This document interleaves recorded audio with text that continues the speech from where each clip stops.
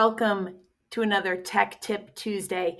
I'm Stephanie with Archangel Education and Technology. This week, we're going to be talking about setting up your drive for the brand new school year. It is time, folks. We are heading back into the classroom.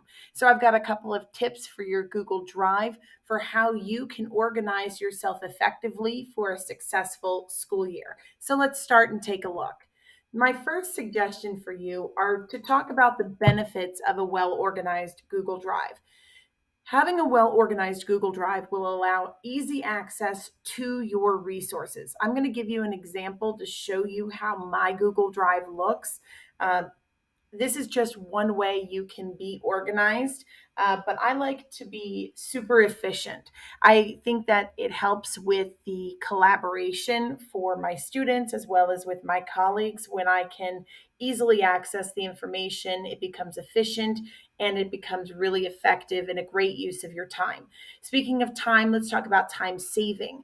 By having a structured drive, you're going to spend less time searching for your files and more time with focusing on what's important, and that's the students that are right in front of you.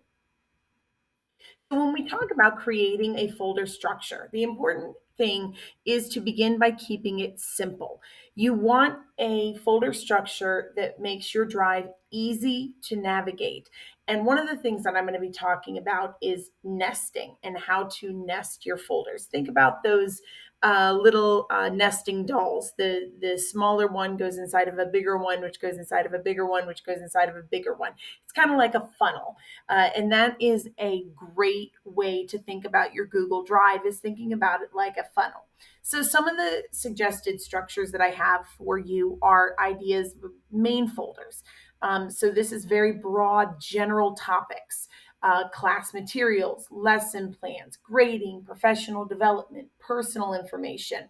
Then you have those subfolders within the bigger folders. So you can organize that content within each main folder. Once we have those folders, then you talk about the subfolders. So we might have class materials. And inside of class materials, you might have handouts, assignments, resources.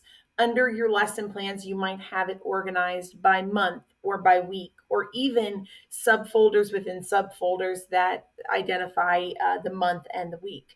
And then grading, you might have um, assignments and you might have tests under professional development. You might have workshops or conferences or weekly but monthly faculty meetings, depending on how your school is organized.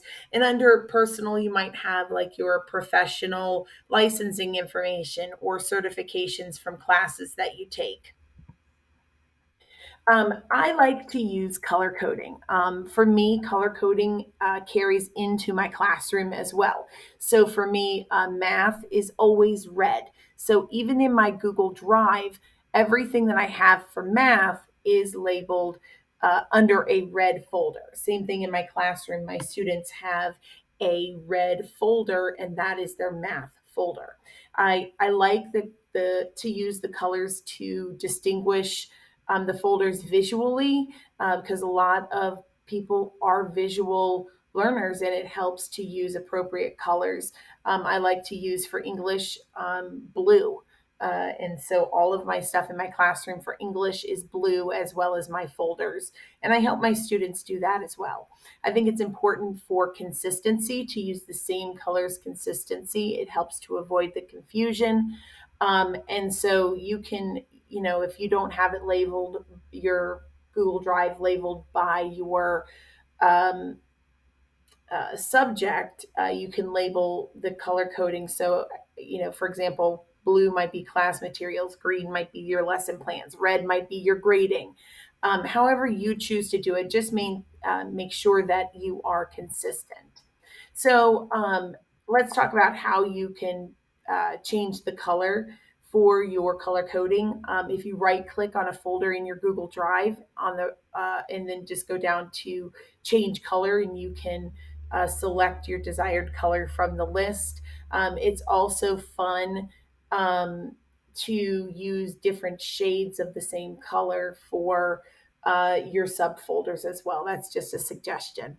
And then you can also change the color in Google Drive. You just select the file to highlight it, click the More button, and then Manage Versions, and click the colored circle next to the file name.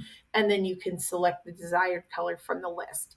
So let's take an example about naming these file conventions, okay? So we want to make sure that you have a naming system, okay? Something clear, something concise, something short. For example, math, science, social studies, ELA, grading, personal information, licensing information, etc. Um, it's going to make it easy to understand. You also can do it by a suggested naming convention that I have is by the date, by the topic, and then the title and more of a description. That becomes very, very clear. So I want to look at the naming of the files and then also look at the colors so we can take these two things that we just talked about and put it into one. So I'm going to take you to my math folder within my Google Drive. So this is my general math folder, and you can see I've got Unit 1, Unit 2, and Unit 3. Um, if I double click that, I can go into chapter 1, chapter 2, and chapter 3. Now, I did put different colors right here for chapter 2 and chapter 3 just so I can show you how you can change the color of this file. So if we go here and we click on those, what I call the little snowman dot, it's the three little dots right there, and come down to change color.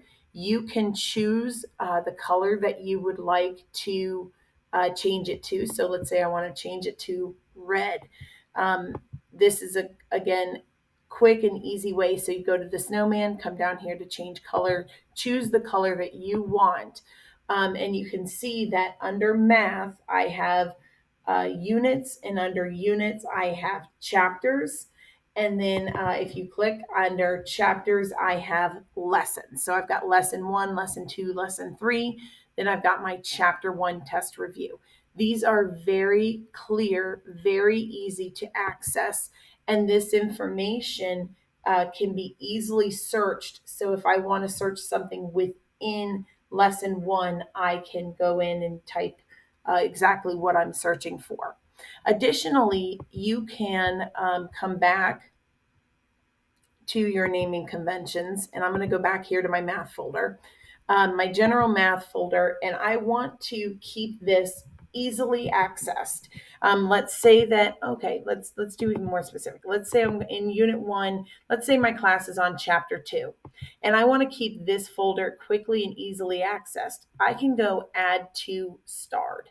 And then once I star that information and I come over here on the left-hand side, I can access that starred information very quickly, very easily. I just click on starred and it gives me that information. Then when I want to change it, I can remove it from the starred list, and then I can star my next chapter that I'm moving into with my students. So that's an example of nesting folders. So very general to very, very specific information, and you kind of click folder within folder within folder within folder. It really helps to keep everything very organized. When we talk about sharing files, this is a great way to collaborate effectively, not only with between students, and they can share their information with you, but also you can share project resources and files with any colleagues. So let's take a look on how to do that. So I'm going to come back here. And when I come back here, I want to go right here to my math folder. So if I go in my drive, and I'm just going to click on my math folder specifically, I click down and I go to share. Now I have this option to share my entire folder with anybody that I'd like. So I'm going to change it to anyone with the link now becomes a viewer, but maybe I want them to be able to edit, so I can just change their status.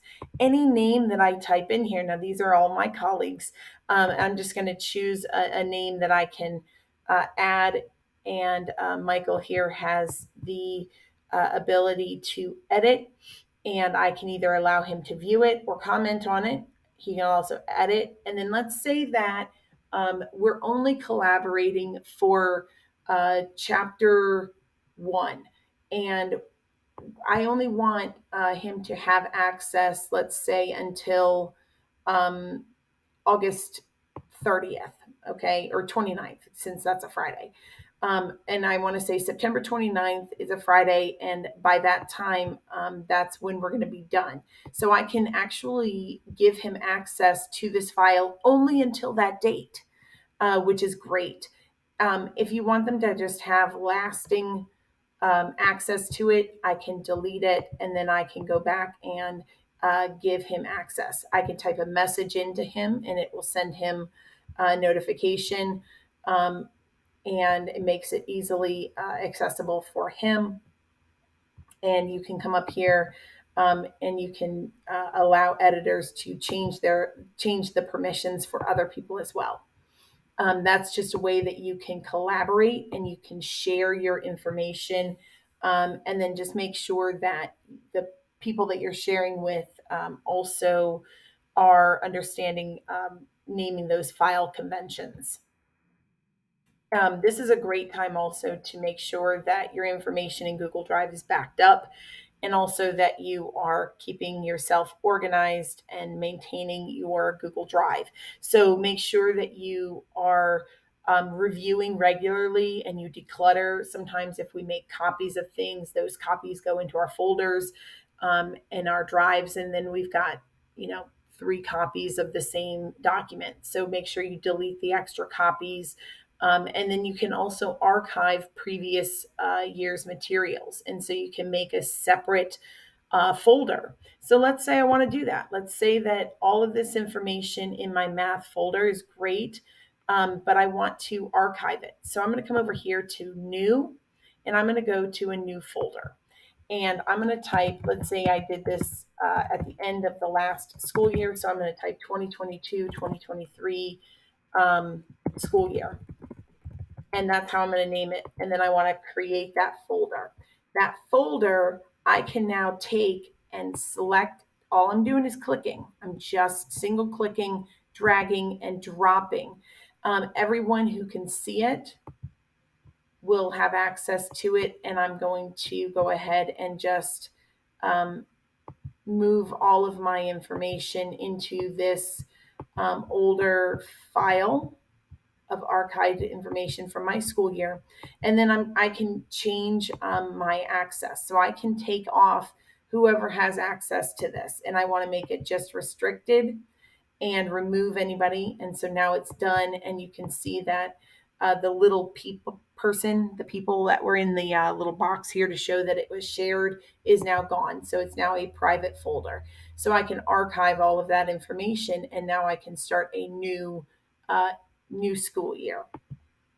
This just helps you to keep your folders separate, keeps everything very clutter free.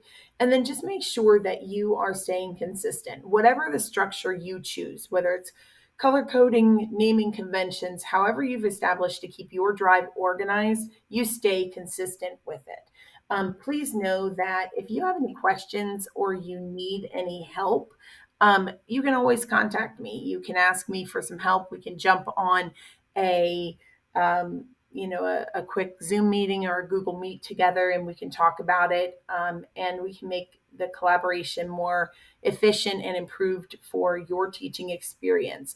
I hope this tip has helped you, and I hope you have a beautiful and successful start to your school year. Take care.